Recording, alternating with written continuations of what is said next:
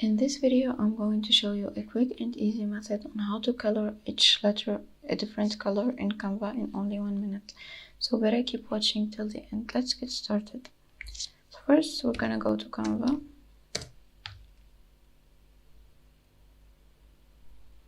Then we're gonna pick the project that we want to work on. Let's take this text example.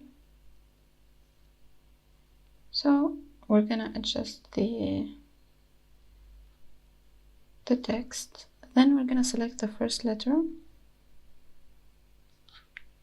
change its color. Let's say this red. The next letter, we change its color. The next letter, we change it, etc. I hope this guide was helpful. If it is, please consider subscribing and liking this video. Thanks for watching.